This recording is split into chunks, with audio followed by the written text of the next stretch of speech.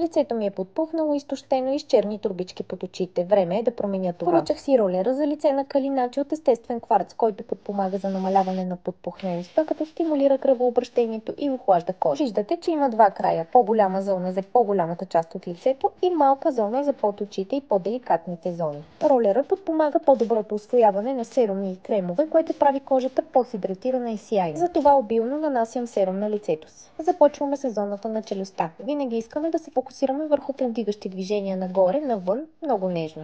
След това преминаваме на зоната на бузите. Като използвате ролера, ще забележите, че той започва да се затопля, което спомага за проникването на серума по-дълбоко в кожата.